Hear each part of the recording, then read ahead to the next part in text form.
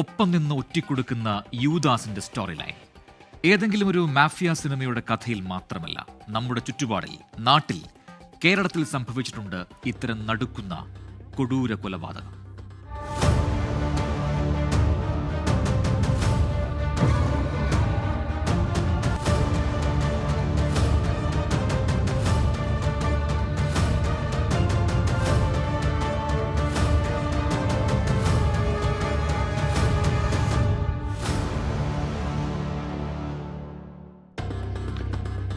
കേരളത്തെ ഞെട്ടിച്ച ഒരു കൊലപാതകം. തലസ്ഥാനത്തെ ഒരു യുവ വ്യവസായിയുടെ അന്ത്യം. ആർക്കും ആരെയും വിശ്വസിക്കാൻ കഴിയാത്ത കാലം. ഒരു തട്ടുപൊളിപ്പൻ ത്രില്ലർ സിനിമയേക്കാൾ അവിശ്വസനീയമായിരുന്നു ആ രാത്രി, പിന്നീടുള്ള പകൽ. കേരളത്തിലെ അസാധാരണമായ ഒരു കൊലപാതകത്തിന്റെ കഥയാണ് ഇന്ന്.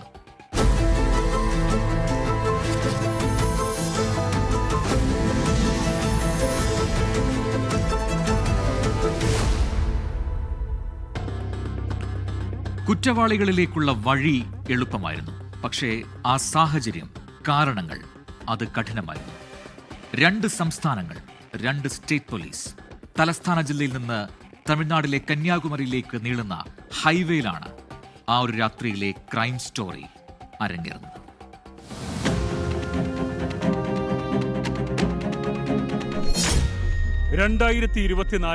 ജൂൺ 24 കളിയിക്കാവിള, രാത്രി 11:30. തമിഴ്നാട് പോലീസും കേരള പോലീസും ഒരുപോലെ ശ്രദ്ധിക്കുന്ന സ്ഥലമാണ് കേരള തമിഴ്നാട് അതിർത്തി. കളിയിക്കാവിള നഗരം തമിഴ്നാട്ടിലാണ്, കന്യാകുമാരി ജില്ലയിൽ. അതിർത്തിക്കപ്പുറം ഏതാനും ചുവടുകൾ മാത്രം. നാഗർകോവിൽ ഹൈവേയിൽ പെട്രോളിംഗ് നടത്തുന്ന പോലീസ് ജീപ്പ് കളിയിക്കാവിള ജംഗ്ഷനിലേക്ക് അടുക്കുകയാണ്. തമിഴ്നാട് പോലീസിന്റെ ഹൈവേ പെട്രോൾ ജീപ്പാണ്.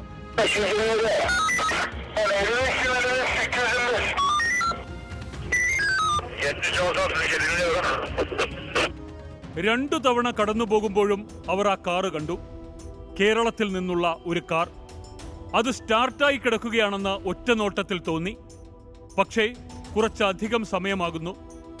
മടങ്ങിപ്പോകുമ്പോഴാണ് കാർ ഒന്ന് നോക്കിയേക്കാം എന്നവർ തീരുമാനിക്കുന്നത്. അന്ത കേരളക്കാരുടെ ബോണറ്റ് ഓപ്പൺ താനേ. എന്ന ആച്ചോ എന്നമോ പോലീസുകാർ പരസ്പരം സംസാരിച്ചു.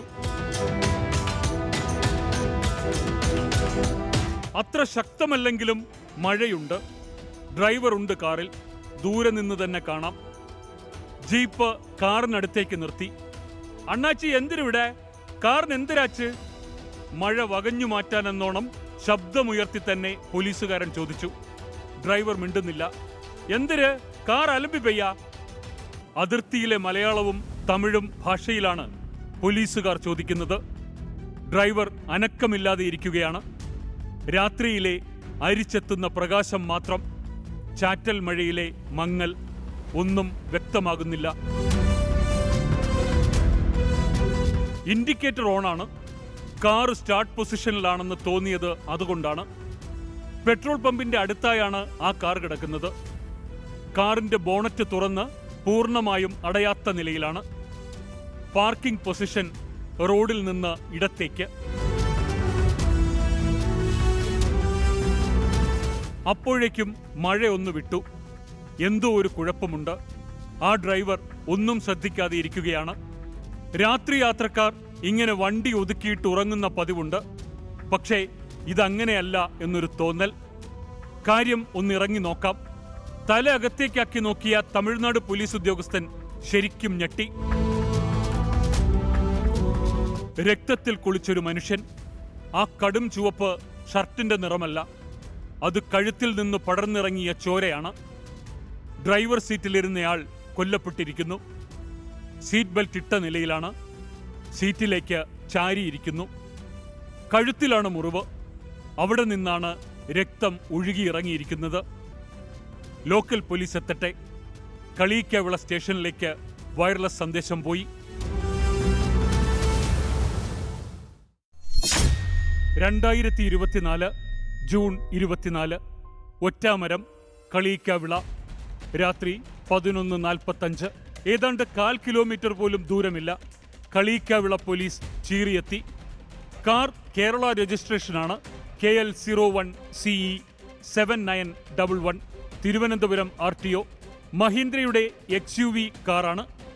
ഡ്രൈവർ ആകാം, അല്ലെങ്കിൽ ആ കാറിന്റെ ഉടമയാകാം.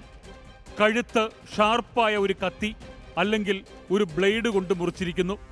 കാറിനുള്ളിൽ രക്തം തളം കെട്ടിക്കിടക്കുന്നുണ്ടായിരുന്നു. തൊട്ടടുത്ത് ഒരു പെട്രോൾ പമ്പുണ്ട്. ആ പമ്പ് അപ്പോഴും പ്രവർത്തിക്കുന്നുണ്ട്. അവിടെ നിരവധി കാറുകളും മറ്റു വാഹനങ്ങളും വരുന്നു, ഇന്ധനം നിറയ്ക്കുന്നു. പമ്പിൽ ജീവനക്കാരുമുണ്ട്. ആദ്യ സംഘം പെട്രോൾ പോലീസ് എത്തിയപ്പോഴൊന്നും ഇവിടെ നിന്നുള്ള ആരും ഇങ്ങോട്ട് നോക്കിയതേയില്ല.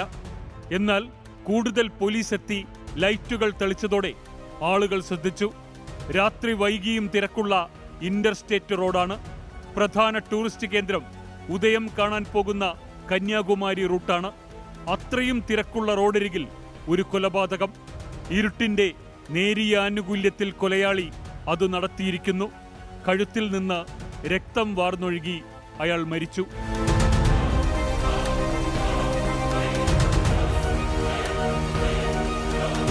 തമിഴ്നാട് പോലീസിനു മുന്നിൽ ഒരേ ഒരു തുമ്പേ ഉള്ളൂ. ആ കാർ മഹീന്ദ്ര XUV. കാറിലെ വിശദമായ പരിശോധനയിൽ ലഭിച്ച രേഖകൾ, അതിലെ വിലാസം, വാഹനത്തിന്റെ രജിസ്ട്രേഷൻ ഡീറ്റെയിൽസ്, ഡ്രൈവറുടെ ലൈസൻസ് രേഖകൾ എല്ലാം ഒരേ ദിശയിൽ തന്നെ. തിരുവനന്തപുരം ജില്ലയിലെ മലയൻകീഴ് സ്വദേശി S. ദീപുവിൻ്റെതാണ് മഹീന്ദ്ര XUV. ആ കാറിനുള്ളിൽ മരിച്ച നിലയിൽ കണ്ടെത്തിയതും ദീപുവിനെ തന്നെ.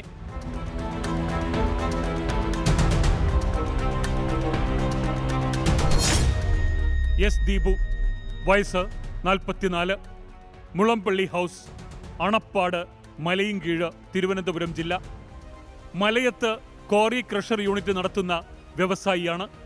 മരിച്ച് കാറിനുള്ളിൽ ഇരിക്കുന്നത് അത് ദീപു തന്നെ.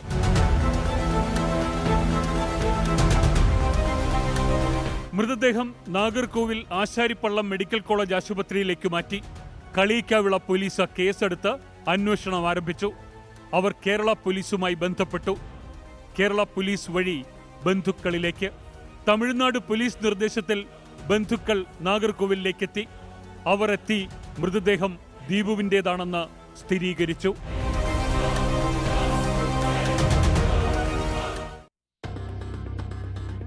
ക്രഷർ യൂണിറ്റ് മാത്രമല്ല, വാഹനങ്ങളുടെ കച്ചവടം, റിയൽ എസ്റ്റേറ്റ് വ്യാപാരം, വീടിനടുത്ത് തന്നെ JCB പോലുള്ള വലിയ വാഹനങ്ങൾ നന്നാക്കുന്ന ഒരു യൂണിറ്റും നടത്തിയിരുന്നു. പുതിയൊരു സ്ഥാപനം തുടങ്ങാനുള്ള പ്രവർത്തനങ്ങൾ പുരോഗമിക്കുകയായിരുന്നു. അപ്പോഴാണ് ആ ദുരന്തം. ദീപു എന്ന മിടുക്കനായ ഉത്സാഹിയായ ചെറുപ്പക്കാരന്റെ ജീവൻ ഇരുളിൽ ആരോ കവർന്നിരിക്കുന്നു.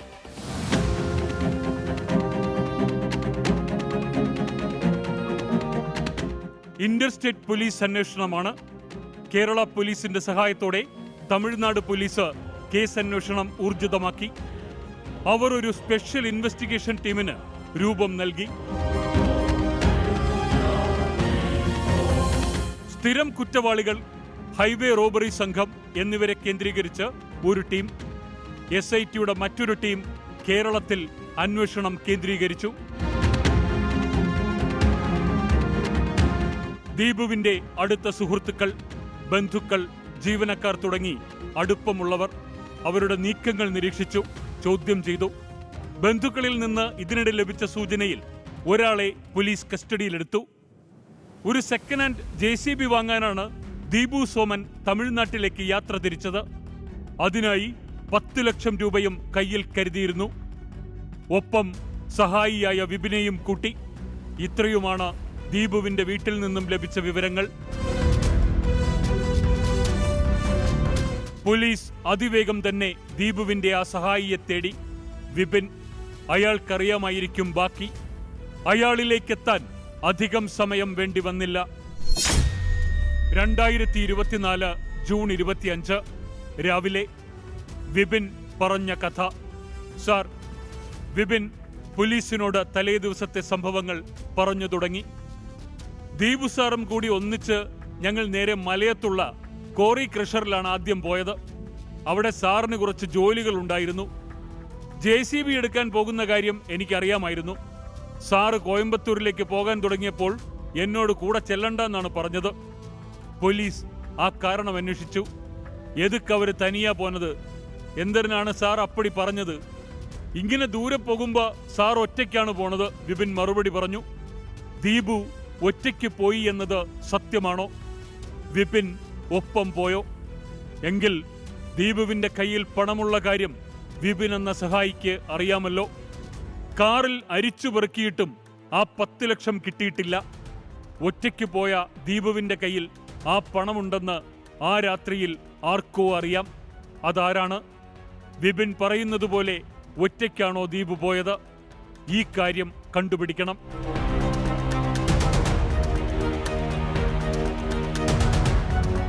കാർ പോകുന്നതിന്റെ ദൃശ്യങ്ങൾ കിട്ടണം. CCTV ക്യാമറകൾ കണ്ടെത്തണം. ഒരേ സമയം 2 ടീം.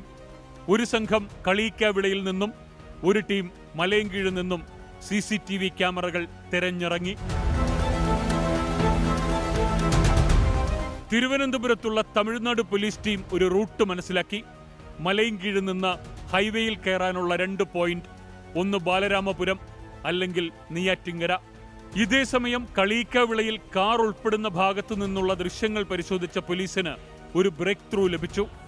സംഭവം നടന്ന രാത്രിയിലെ ഒരു ദൃശ്യം, ആ കാറ് കാണുന്ന തരത്തിലുള്ള ഒരു ദൃശ്യം. 2024 ജൂൺ 24, ഒറ്റാമരം, കളിയിക്കാവിള, രാത്രി 10:12. പോലീസിന് ആ കാറ് കാണാൻ കഴിഞ്ഞ ആദ്യ വിഷ്വൽ. അത് പിന്തുടർന്ന പോലീസ് അതിനും കുറച്ചു മുൻപ് ഏകദേശം 10 മണി കഴിഞ്ഞപ്പോൾ തന്നെയുള്ള ഒരു ദൃശ്യം കൂടി കണ്ടെത്തി. ഇൻഡിക്കേറ്റർ ഇട്ട കാർ റോഡിന്റെ മറുവശത്തേക്ക് ഒതുക്കുന്നത് ആ ദൃശ്യങ്ങളിലുണ്ട്. ദൃശ്യങ്ങളിൽ കാറ് റോഡ് സൈഡിൽ ഏറെ നിമിഷങ്ങൾ കിടക്കുന്നത് കാണാം. അപ്പോഴും ഇൻഡിക്കേറ്റർ ഓഫ് ചെയ്തിട്ടില്ല. നിർത്തി ഏതാനും മിനിറ്റുകൾക്കകം കാറിന്റെ ബോണറ്റ് പൊങ്ങുന്നത് കാണാം. അല്പനേരം ആരോ കാറിന്റെ ഡോറ് തുറക്കുന്നു. പിൻഡോറാണെന്ന് അവ്യക്തമായെങ്കിലും മനസ്സിലാക്കാം. തുറന്ന ഡോറിലൂടെ ഒരാൾ പുറത്തിറങ്ങി. അയാൾ അപ്പോൾ തന്നെ നടന്നു നീങ്ങുകയാണ്. നടക്കുമ്പോൾ കാലുകൾ ഏന്തി വലിയുന്നുണ്ട്. നടക്കാൻ ബുദ്ധിമുട്ടുള്ളതുപോലെ. കയ്യിൽ ഒരു ബാഗ്. മഴ പെയ്യുന്നതുകൊണ്ട് ദൃശ്യങ്ങൾ അവ്യക്തമാണ്. കാലിന് അല്പം സ്വാധീനക്കുറവുള്ള കൊലയാളി പിൻസീറ്റിലിരുന്ന് ദീപുവിന്റെ കഴുത്തിൽ ബ്ലേഡ് പോലുള്ള ആയുധം വെച്ച് ഭീഷണിപ്പെടുത്തി പണം അപഹരിച്ച ശേഷം ആ കത്തിയമർത്തി രാഗി രാഗി കഴുത്തെറുത്ത അധമനായ കൊലയാളി. അയാൾ ആ ദൃശ്യത്തിലുണ്ട്. ഇനി കാര്യങ്ങൾ കുറച്ചുകൂടി വേഗത്തിലാകും. ആ ആത്മവിശ്വാസത്തിലാണ് പോലീസ്.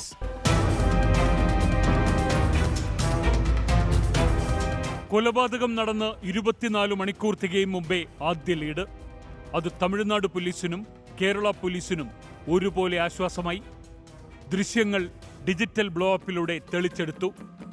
അറിയുന്നവർക്ക് മനസ്സിലാകാൻ പാകത്തിലായി എന്ന് തോന്നിയപ്പോൾ ആ ക്ലാരിറ്റിയിൽ ചിത്രം ക്രൈം റെക്കോർഡ്സ് ബ്യൂറോയിലേക്ക് പോയി. ഒരേ സമയം 2 സംസ്ഥാന പോലീസും അവരുടെ ശേഖരത്തിൽ മാച്ചിങ് ആരംഭിച്ചു. ആകാംക്ഷയുടെ നിമിഷങ്ങൾ. തമിഴ്നാട് ഡിജിറ്റൽ ലൈബ്രറിയിൽ അയാളുടെ മുഖം ഒത്തുവരുന്നില്ല. വീണ്ടും കാത്തിരിപ്പിന്റെ നിമിഷങ്ങൾ. വൈകാതെ തിരുവനന്തപുരം ക്രൈം റെക്കോർഡ്സ് ബ്യൂറോ ആളെ കണ്ടെത്തി. ദൃശ്യങ്ങളിൽ ഉള്ള ആളിന് തലസ്ഥാനത്തെ ഒരു റിട്ടയേർഡ് ഗൂണ്ടയുടെ ഛായ. മുൻപ് ഒരു സ്ഥിരം കുറ്റവാളിയായിരുന്നയാൾ. പേര് സജികുമാർ. ഗുണ്ട വിളയാട്ടക്കാലത്തും ഇപ്പോഴും ഒരു ഓമന പേര് കൂടിയുണ്ട്, അമ്പിളി.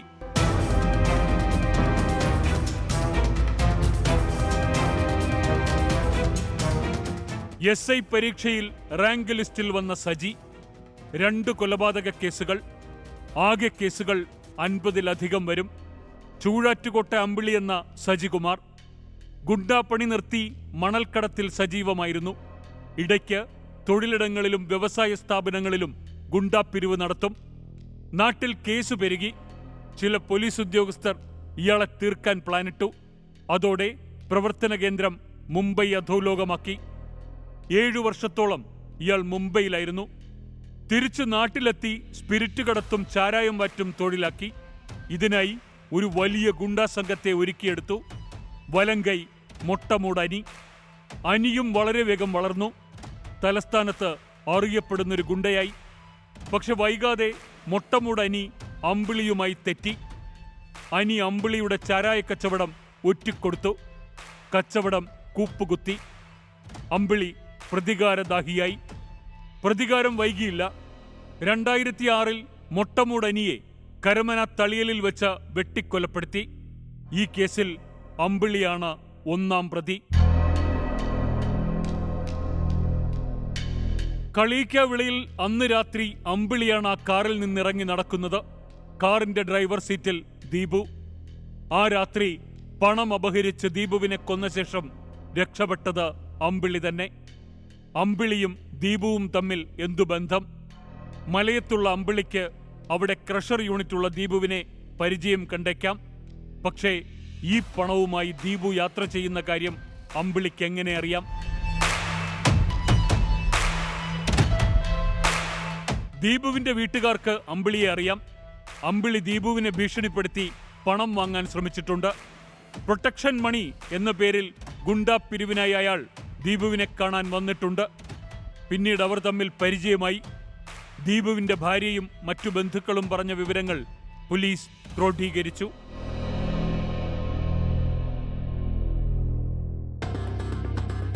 അമ്പിളിയുടെ വീട്ടിലെത്തിയ പോലീസ് ഭാര്യയെ ചോദ്യം ചെയ്തു. അന്വേഷണം ഇനി അമ്പിളിയെ തേടിയാണ്. അയാൾ ആ കാറിൽ എപ്പോൾ എവിടെ വെച്ച് കയറി? ആ പണം ദീപുവിന്റെ കയ്യിലുണ്ടെന്ന് അയാൾ എങ്ങനെ അറിഞ്ഞു?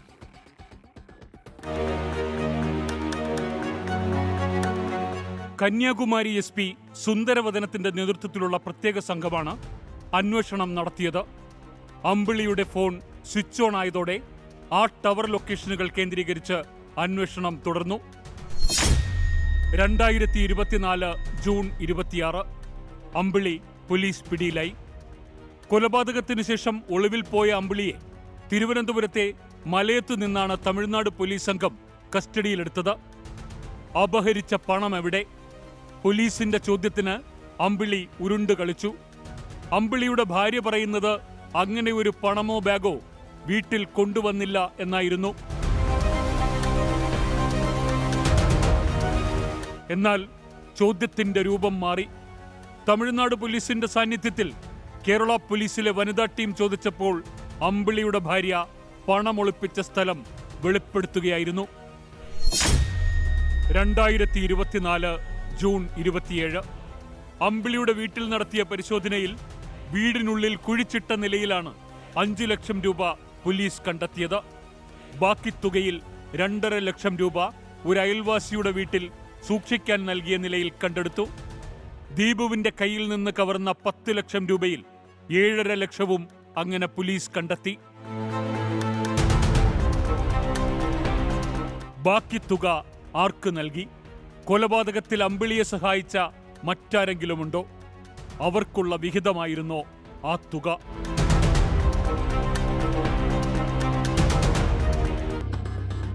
ഇനി പോലീസിനുള്ളത് ഏറ്റവും പ്രധാനപ്പെട്ട ദൗത്യമാണ്. എന്തിനായിരുന്നു കൊലപാതകം?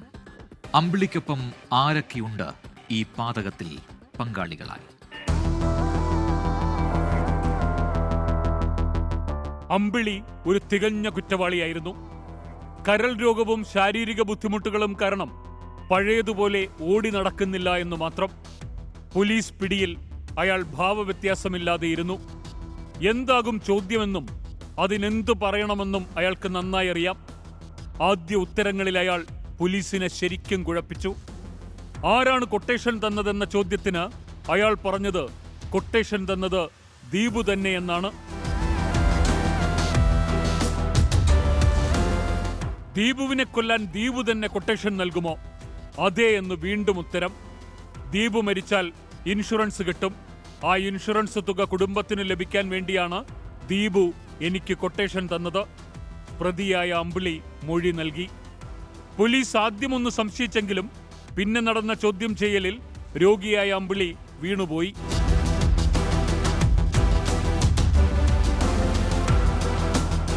അമ്പിളിയുടെ പ്ലാനും ഓപ്പറേഷനും ഏതാണ്ട് ഇങ്ങനെയായിരുന്നു. 1. JCB വാങ്ങാൻ കോയമ്പത്തൂരിലേക്ക് പോകാൻ ദീപുവിനോട് പറഞ്ഞത് അമ്പിളി തന്നെ. കളീക്കാവിള വഴി വരാനും തന്നെ കൂടി ഒപ്പം കൂട്ടാനും അയാൾ അറിയിച്ചു. അമ്പിളി ഒപ്പം പോകുന്നത് വീട്ടുകാരിൽ നിന്നും ദീപു മറച്ചുവെച്ചു. 2. മുൻകൂട്ടി ആസൂത്രണം ചെയ്ത കൊലപാതകത്തിനായി ഒരു സർജിക്കൽ ബ്ലേഡും ക്ലോറോഫോമും അയാൾ കരുതി വച്ചിരുന്നു. വേദന അറിയാതെ ദീപുവിനെ കൊലപ്പെടുത്താനാണ് അമ്പിളി പദ്ധതിയിട്ടത്. 3. സർജിക്കൽ ബ്ലേഡ് വാങ്ങാൻ സുഹൃത്തായ സുനിൽകുമാറിന്റെ സഹായം തേടി. 4. കൊലപാതകത്തിനു ശേഷം വസ്ത്രം മാറാനും രക്ഷപ്പെടാനും അമ്പിളി മുൻകൂട്ടി പ്ലാൻ ചെയ്തിരുന്നു.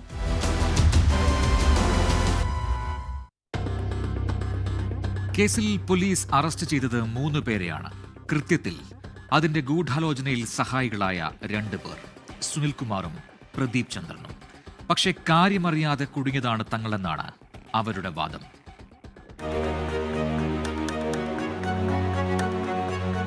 തക്കലയിൽ നിന്ന് ഒരാൾ ഒപ്പം വരുമെന്ന് ദീപു വീട്ടുകാരോട് പറഞ്ഞിരുന്നു. ആ ഒരാൾ അമ്പിളിയാണ്. എന്നാൽ അതാരെന്നു മാത്രം ദീപു വീട്ടിൽ പറഞ്ഞില്ല. അമ്പിളി പക്ഷേ ദീപുവിന്റെ കാറിൽ കയറിയത് തക്കല നിന്നല്ല, അമരവിളയിൽ നിന്നാണ്. അമ്പിളിയെ അമരവിള വരെ കാറിലെത്തിച്ചത് സുഹൃത്തായ സുനിൽകുമാറാണ്. അയാളാണ് അമ്പിളിക്ക് സർജിക്കൽ ബ്ലേഡും കയ്യുറകളും ക്ലോറോഫോമും വാങ്ങി നൽകിയത്. കാറിൽ ഒപ്പമുണ്ടായിരുന്ന പ്രദീപ് ചന്ദ്രനും പോലീസിന്റെ കണ്ണിൽ ഗൂഢാലോചന നടത്തിയ പ്രതികളിൽ ഒരാളായി. ഒറ്റാമരം എന്ന സ്ഥലത്തെത്തിയപ്പോൾ കാറിന്റെ പിൻസീറ്റിലിരുന്ന അമ്പിളി ദീപുവിനെ ക്ലോറോഫോം മണപ്പിച്ച് ബോധം കെടുത്തി. പക്ഷേ ബോധം മറയുന്നതിന് തൊട്ടു മുൻപ് നിയന്ത്രണം നഷ്ടപ്പെട്ട കാർ ദീപു തന്നെ റോഡ് മുറിച്ചെങ്ങനെയോ നിർത്തി. അതാണ് CCTV ദൃശ്യങ്ങളിൽ പതിഞ്ഞത്. ദീപു അപ്പോഴേക്കും മയങ്ങിപ്പോയി. അമ്പിളി അപ്പോൾ സർജിക്കൽ ബ്ലേഡ് കയ്യിലെടുത്തു. പിൻസീറ്റിലിരുന്ന് തന്നെ ദീപുവിനെ വലിച്ചടുപ്പിച്ച് അയാൾ കഴുത്തറുത്ത് കൊലപ്പെടുത്തി. അമ്പിളി ജയിലിൽ റിമാൻഡിലായി. 2025 ഒക്ടോബർ 25. അന്നത്തെ ഒരു ചരമവാർത്ത ഇങ്ങനെയായിരുന്നു. വിളവൂർക്കൽ മലയം പീടിയങ്കോട് അമ്പിളിക്കല വീട്ടിൽ ചൂഴാറ്റുകോട്ട അമ്പിളി എന്ന സജികുമാർ മരിച്ചു. 57 വയസ്സായിരുന്നു. ജയിലിൽ റിമാൻഡിൽ കഴിയവേ ജൂലൈ 7 കോടതി കർശന ഉപാധികളോടെ ജാമ്യം അനുവദിച്ചിരുന്നു. കരൾ സംബന്ധമായ അസുഖത്തിന് ചികിത്സയിലിരിക്കെ മെഡിക്കൽ കോളേജിൽ ശനിയാഴ്ച രാവിലെയാണ് മരിച്ചത്.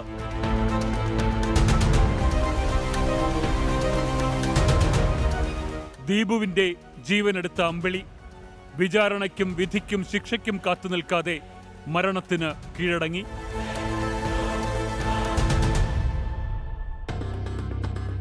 നാട്ടിൽ അറിയപ്പെടുന്ന ഗുണ്ട, പ്രൊട്ടക്ഷൻ ഗുണ്ടാ പിരിവിന് വീട്ടിൽ വന്ന് ഭീഷണിപ്പെടുത്തുന്നയാൾ. അങ്ങനെ ഒരാളുമായി പിന്നെ ദീപു എങ്ങനെ ചങ്ങാത്തത്തിലായി? എന്തായാലും ആ സൗഹൃദം ദീപുവിന്റെ ജീവനെടുത്തു. കുറ്റവാളികളുമായുള്ള ചങ്ങാത്ത കഥകളിൽ മിക്കവാറും ക്ലൈമാക്സുകളിൽ ഉണ്ടാകും ഇങ്ങനെ ഒരു നന്ദികേടിന്റെ, വഞ്ചനയുടെ ട്വിസ്റ്റ്. ഒപ്പം നിന്ന് ഒറ്റിക്കൊടുക്കുന്ന യൂദാസ് സ്റ്റോറി ലൈൻ. മറ്റൊരു കേസുമായി നാളെ വീണ്ടും കാണാം. Good bye.